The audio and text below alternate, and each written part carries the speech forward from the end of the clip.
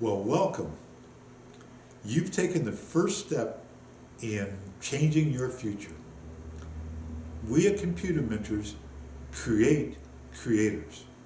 We're going to give you the opportunity of not only being a consumer of technology, but a creator of technology.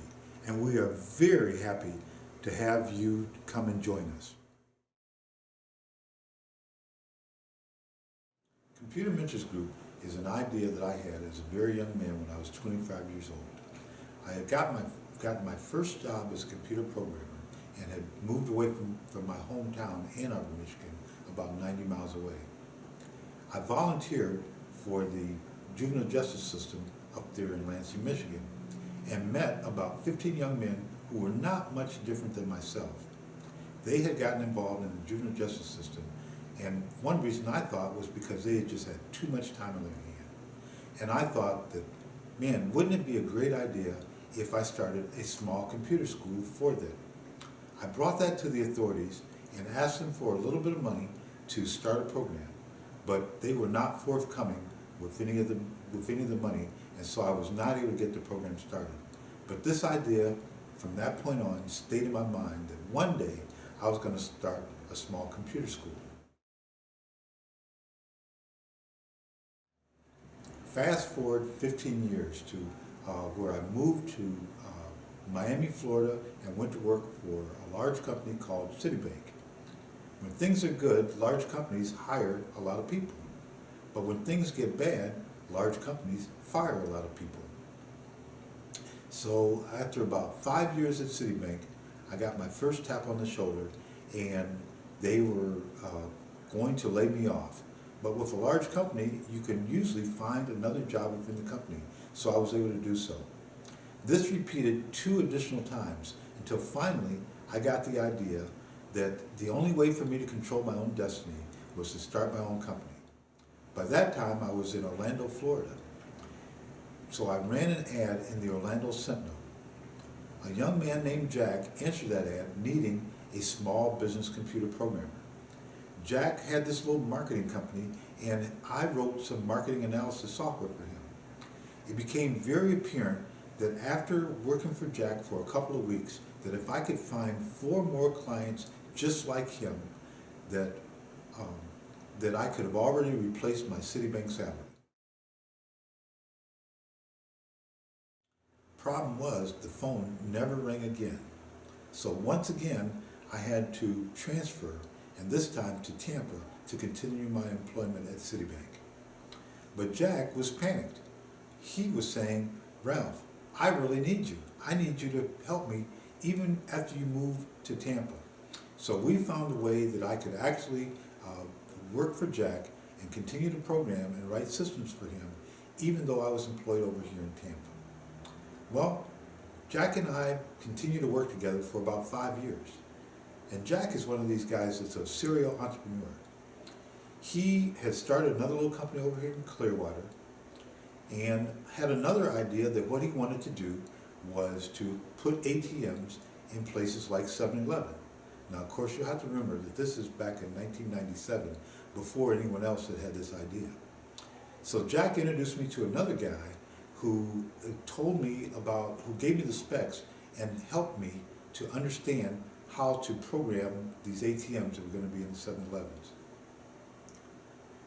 So Jack introduced me to another guy who gave me the specs and told me how I could program these ATMs that Jack was going to put in the 7-Elevens.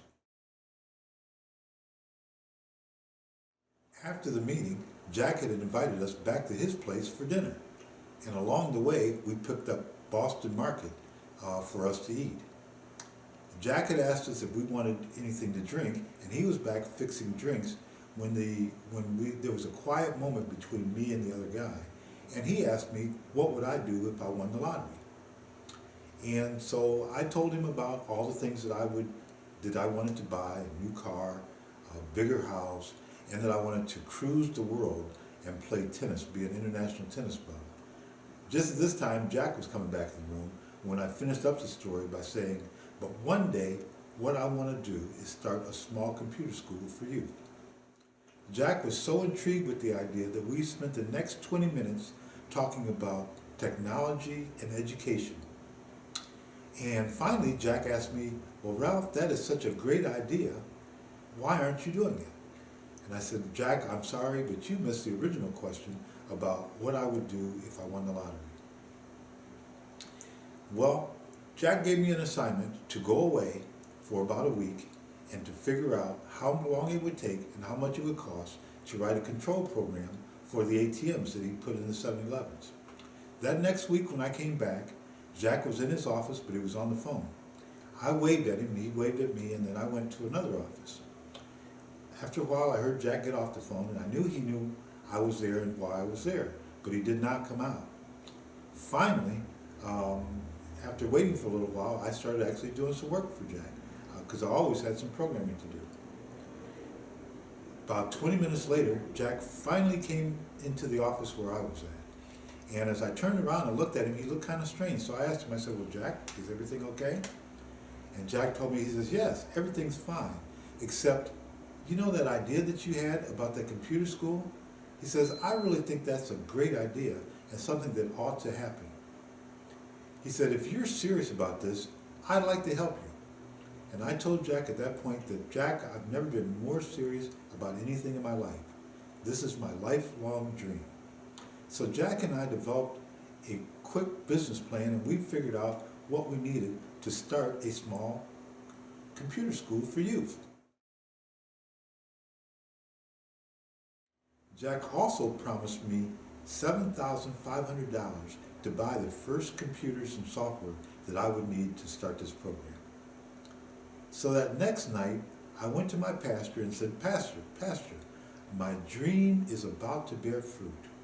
I now have some computers and some software and this idea to start the small computer school that I've always dreamed of. All I need now is a space. Well, my pastor told me, Ralph, right now, we do not have space. But if I could wait until he got the Family Life Center built, that he would give me a room in the Family Life Center. Problem was that we had not actually hit the ground with the shovels yet to build the Family Life Center. So that was going to be some time off. And I really wanted something that was going to happen right now. But you know that when I left that night, though I was disappointed, I still prayed to God. And I said, God, I know that you wouldn't bring me this close to my dream to leave me. And so I'm believing and I'm trusting in you that you are going to provide a space so that we can start this computer school for youth. And I'm going to believe that in the name of your son, Jesus. Well, that week was also kind of a strange week because I had gotten selected for jury duty. And instead of my regular route, driving down 40th Street, I had to come down 275 to go downtown to jury duty. And that Monday, when I went to jury duty, I wasn't selected. But this Tuesday, when I went back, then I was selected for this big case. And they were asking all kinds of questions like, do you believe in the death penalty? Do you believe in drinking? And since I can't drink because I have a bad liver, and because I don't believe in the death penalty, I thought that I would not be selected for this case. But I was. So that next morning, I had to actually drive down 275. And as I drove down 275, it was taking so long because of the construction that I got off at 275 and drove down the side street, Nebraska, to get to the courtroom. Before I got there, though, I saw this building on the left-hand side that looked like it was perfect. It was as if a voice said, well, go and check it out. So I did. I got on my car and read the sign that said the Ybor City Branch, Hillsborough County Library. And as I knocked on the door, a lady opened the door, and I explained to her that I had this idea that I wanted to start a group called Computer Mentors Group. We had some computers and some software, and all we needed was a space. And she told me that her boss would really want to hear about this, but she was not here. So while I was in court, my pager went off. and it happened to be the head librarian. So about 10 minutes later, we got a break, and I called the head librarian, and I explained to her that I had some computers and some software, and we had this idea that we wanted to do computer training for youth.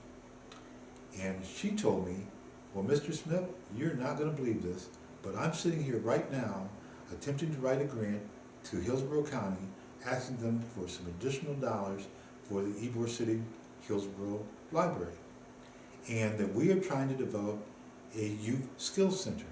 And the cornerstone of our skills center is going to be computer training for youth.